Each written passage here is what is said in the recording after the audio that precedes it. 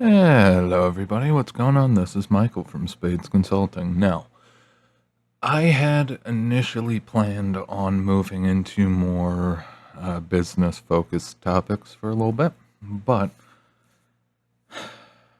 whilst I have been, oh god, I think it's been 3 days now, where I've been kind of out of action slash taking it easy, a little bit of surgery, nothing major. Anyway, um, I noticed that so far, two videos in particular have stood out from the others. One, falling birth rates, seems to be definitely a popping concern. And then, oh, what was the second one? Give me just a second here. And the other one was, can you afford a job right now? Mostly focused on the cost benefit, even though I didn't necessarily go into a lot of detail, but I was mobile at the time, so that definitely adds to the lack of detail generally. Anyway, we are going to cover a little bit about feminism, because feminism is tied to both of those. Eh, yeah. It depends on how you look at it. If you look at the macroscope, yeah. If you look at the micro, I mean, not so much, but they're correlated. Regardless, we'll get to the point here. All right. So why has feminism been such a problem? Well, it comes down to a few simple factors. One, with the younger generations in particular, the males were still hammered and clubbed and beat over the head with the same old generic programming. All right, for the most part, guys are just supposed to be wallets and workhorses. Okay. Now, that also started to change, with the younger generations. It wasn't just, go out, be a workhorse, make the money, and make things happen, but it was more so men suck, men are evil, teach men not to RPay, all sorts of that, and it penetrated into the school system where it wasn't enough that girls were given preferential treatment just based on their existence, but we had to go over and above and beyond. You know, oh God, what was it? First, it was the glass ceiling, and then there was another term for it where they just kind of top out at the most that they will rise and achieve in an organization. I forget what it's called, but it doesn't particularly matter. For the past 60 plus years, males have been, I mean, to the end of time, males have been beaten with a standard message. All right, now given modern society changed it a little bit, but for the most part, the standard formula for males was, all right, get through elementary school, get through high school, middle school, high school, go off to college, meet the girl of your dreams, get the degree, get the nice high paying job, get the house and the cars and the 2.6 kids plus, and do all those things. Males were not given males were not given another option other than that, which then caused a divergence because, of course, with the rise of feminism and the sexual liberation and all the other out of field lefty dominated stuff, girls just left the traditional plantation, all right? And they were off on their own doing their own thing, and the guys were kind of just left to roam the desert for, in most cases, it lasts about a decade. And then at that point, most of the guys wisen up to what the rules of the game are, what works, what doesn't, and they finally can, with the rose-colored glasses off, they can see the reality and things for what they are, and they understand that they've been lied to for nearly all of their lives.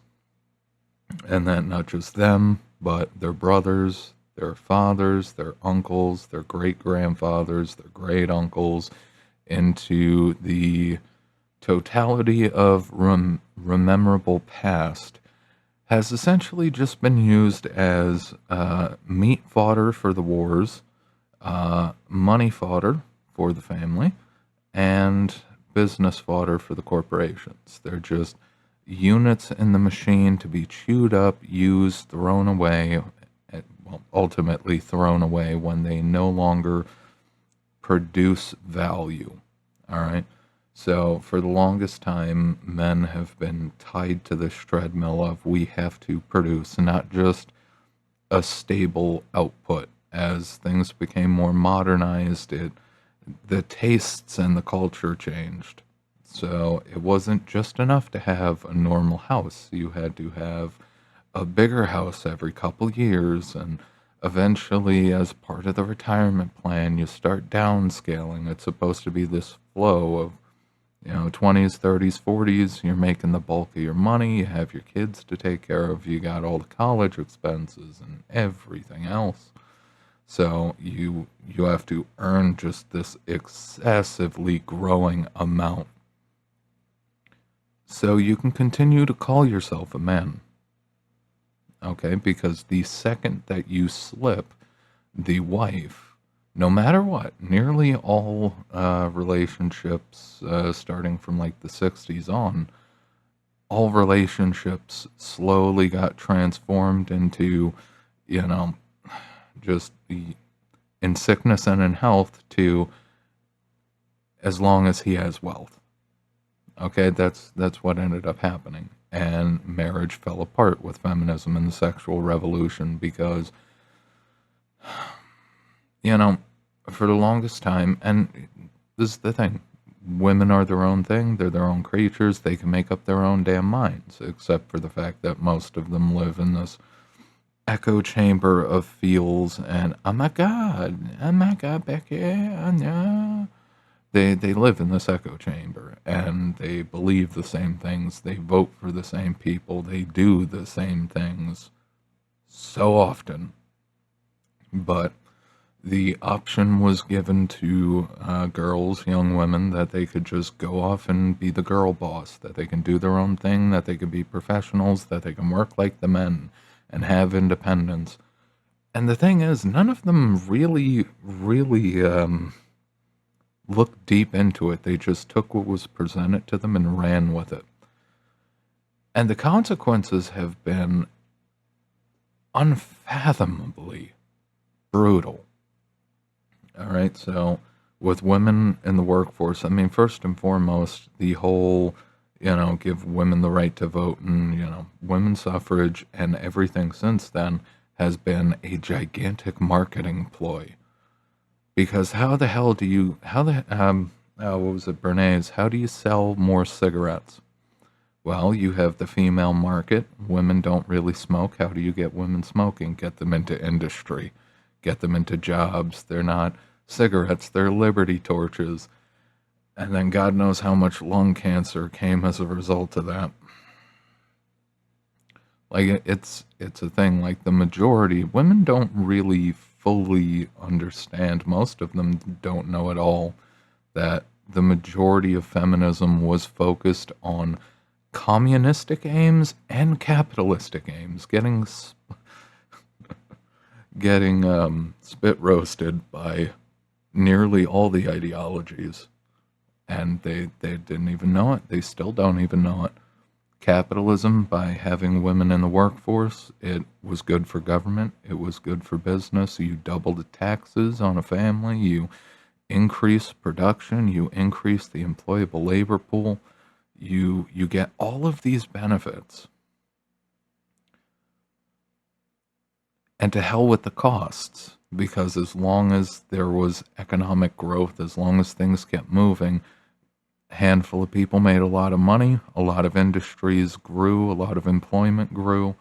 But when you look at the results after all these years, you see the consequences of all this. You see the shattered families, the broken homes. You see all these problems. You see the fact that two people who together were an incredibly powerful force. They each served to the best of their abilities with what they could do. And stable households, stable families. You didn't have a horde of people on food stamps and other government benefits and all this other. You didn't have to worry about that. You didn't have to. Now, given there was a tremendous weight on the men because they didn't have to just worry about their own well-being, they had to worry about their well-being, their family's well-being, the wider societal well-being in the process. Everything was connected around the nuclear family. Girls were given the option to go off, do their own thing, and they did. The problem is, the majority of women do not work enough. Like, when you look at tax inputs, men will put in twice as much as they'll ever take out, often more. Women will, at best, they will take out as much as they put in, and at worst, they'll take out twice as much or more. And this is repeatable. This is just the way it is when you look at all spending, when you look at all of it. The women take resources, they take their own, and they need men's to backstop them in order to spend recklessly until they hit old age, and then they have to somehow afford new hips and all this other shit. With the lack of family formation, most guys, the majority of guys, build their identity around labor and family. That is all guys really have as a reason to continue to work and do the things they do. When you take away family, when you take away jobs, because especially considering the past decade, women have been getting, at least at minimum, women have been getting preferential treatment in hiring, but you took away the economic benefits for men to produce, you took away meritocracy, and you also took away the one thing that gave men purpose and meaning to exist in life. What did you think was going to happen? What did you honestly think was going to happen? Because you look at it now, it's a disaster. Everything, the fine stained glass that was America is just broken, and even all the broken pieces have further shattered, and those shatters have shattered. It's a disaster. And the worst part is hearing 80-year-old feminists. I don't know if you guys have ever seen the videos or the recordings of this, of 80-plus-year-old feminists saying, you know what, maybe we got it wrong. It's just like, are you kidding? Are you kidding? Do you realize that you ladies have done so much goddamn damage to the country and to the world? Because the reality is, women want equality, quote unquote, but only in a select few areas. They don't want to do equal work. Women do not want anything to do with pumping out septic tanks. For the most part, women want nothing to do with hanging out of helicopters with poles, dealing with the electrical grid. For the most part, women want jobs with no risk. Nearly all of the jobs that are risky as fuck are occupied by guys who are falling off of roofs, who are dying left and right. And the thing is, the sacrifices that a guy makes, those get written off as, who cares? But when women are sacrificed at the altar of capitalism, it's, oh God, is HuffPo still around? I don't even know what news sites still exist because they've all gone bankrupt because nobody reads their shit anymore. It's a thing. It's a thing. The sacrifices that men have made and were continuing to make are just whited out. They're banished from even being able to, look at them. They're just buried. All right, but you got equal rights. Honestly, girls, you gotta start using them, and soon. All right, you gotta actually do the real work. Now, I will give it to women that I have roughly every 10 years. I see a girl on the back of a garbage truck. Now that's one in every 10 years. That is very few. But the guys aren't doing it anymore. I mean, given most guys are still gonna, do whatever job they could do, but the guys are pulling back from society. They're done carrying the weight. All right, because more and more guys are realizing what the hell is the point in working an extra 20 hours a week, an extra 40 hours a week when one, a guy doesn't need that much to survive. Two, a guy can survive literally with, you can, the standard of living can decline for quite a long time without men really caring that much about it. Okay? Like, given they'll still complain at the fact that an egg sandwich might cost 5, 10, $15. Oh, God help us. But for the most part, guys are checking out. There's no more benefit to society anymore. The biggest, most important parts of society were built by the fathers and the grandfathers. The sons aren't gonna patch it together anymore for a horde of ungrateful harpies. That's just the truth of it. I mean, oh Jesus Christ, you want to get into body counts? Holy fuck! You got girls who are prancing around proud that they've got triple digit plus body counts. Oh my god! Like, this is the thing. It's a value thing. Every guy who paid attention to their brothers and their fathers and their uncles getting divorced and thrown into the gutter, they all know this argument. If a key can open every lock, it's a really good key. If a lock can open for every key, that's a shit lock. All right, it's a simple argument. It's effective. It gets the point across. All right. Like, as a guy, what do you do with this? What do you do with this society? You're not going to have kids with a chick who's slept with the entire town. It you can't, like, physically. You will just vomit from the idea. The whole point, like, oh, I know the girls really don't want to understand this because they want the fun to go on forever. But when you hit 30, 40, 50, every 10 years you get closer and closer and closer to what used to be the wall, but for some reason, apparently, um, with enough filters, cosmetics, and plastic surgery, the wall has been inching its way backwards. Um, Although some of that is just plain desperation.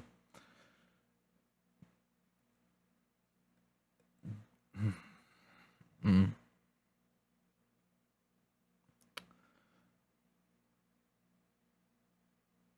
The guy who wants to still participate in society, who still wants to have kids and have a family, puts an extraordinary amount of value on,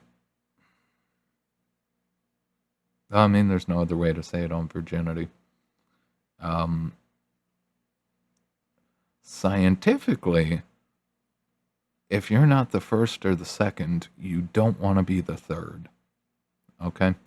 Because every single guy knows that the first guy who gets to a chick, she is going to remember her entire life.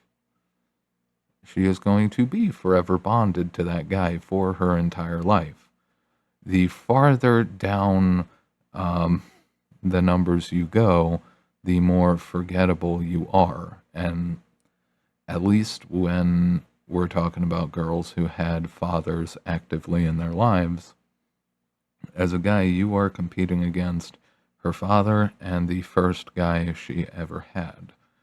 If you fall short of those expectations, we live in the modern world, no fault divorce, boom, it's done, it's over.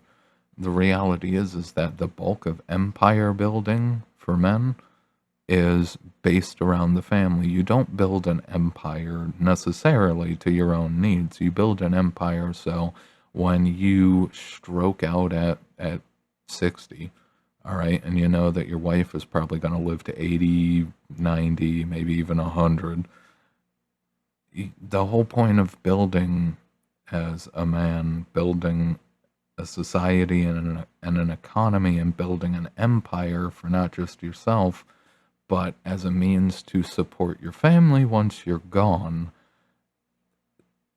the justification for the work for that vanishes. All right. And oh God, a perfect example of the fakeness of it all, because there was the trad wife craze, and now, oh God, now I guess it's the reborn Christian phase now. The latest South Park episode, I want to say it's episode or season 28. They did 5 for 27, and then they split the next season into 28. I guess I don't know why, but whatever. Not exactly a fan of that, but it is what it is. PC Principal tries to get Jesus to essentially go out with, and I don't know who in particular it is, but some kind of influencer, tits hanging out, with the gold cross just smack dab in the center. And it's just like, oh, good God. Like, this is the thing, between corporations and feminism and the government itself, everything has been strip mined of its sanctity, of its value, of literally everything, and I know that there's been an increasing focus on LGBTQIAT, whatever, all right. And honestly, the most fucked up thing is a femboy makes a better wife than a woman. I'm not even joking. And the thing is, like, there are people who will not accept that. There are people who will get butthurt by that, but it's the truth. It's the honest to God truth, because women want no part, and like they don't want to.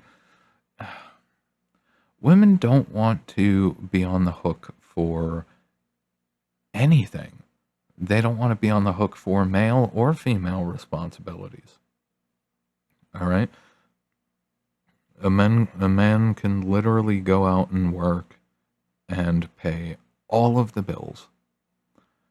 And modern girls, if they're living together, if they're cohabitating, literally can't even be bothered to cook for the dude. And it's just like, literally puts a roof over your head, does everything for you, covers all of the bills, everything. And just the sheer amount of ungratefulness for any of it. And then women will sit back like, where have all the good men gone? They're saving their money. If they got to do it all on their own, they're going to do it all on their own. They don't need another all on their own person in their life. They don't.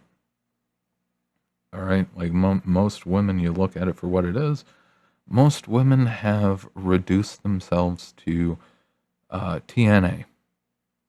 All right? And that's literally all they bring to the table. And the problem is they don't just bring it to your table. Most females will bring it to multiple tables. Those expensive handbags don't buy themselves. All right, and every dude knows that the way that women are, they always have a backup, and a backup for the backup, and a backup for the backup for the backup for the backup into infinity. So guys are just done. And we're not necessarily seeing the consequences of that now. But give it another 10 years. The average hours worked has declined. I think it's down to just under 40. Let me see if I can pull that up real quick. Oh, God. Advertising and junk. Average hours worked by men. But labor force participation has been dropping. Okay, average about 40 and a half hours per week, while women average 36.6.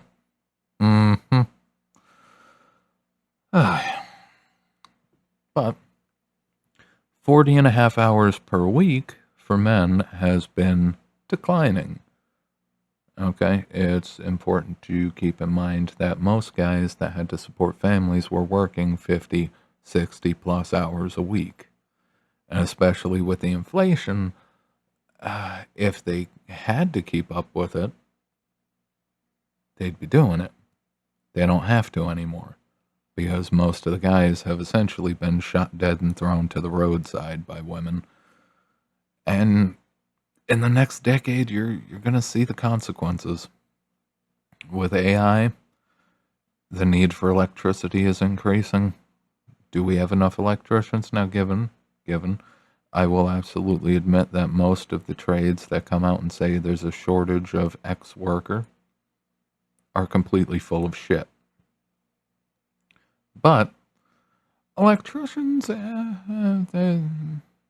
if we suddenly had to scale electricity, if we had to double the electricity in the country, that might be problematic. If we had to 4x it, that'd be even more problematic. Essentially, I mean, we have an electrical system that goes back to, they started around Kennedy's day, and they didn't finish electrifying the U.S. till, I think, Clinton. That's great. That's great.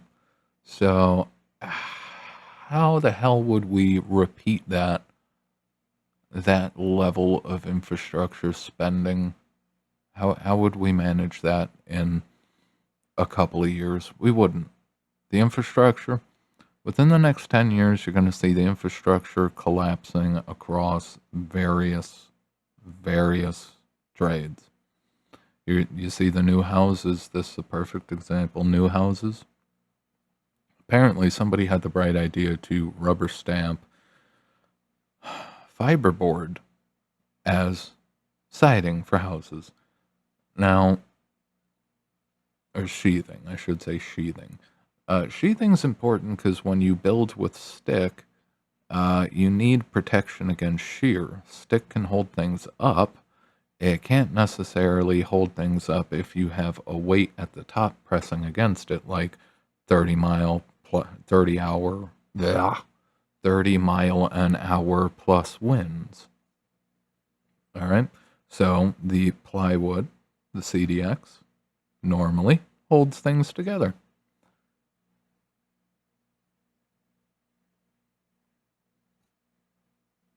What do you think cardboard's going to do?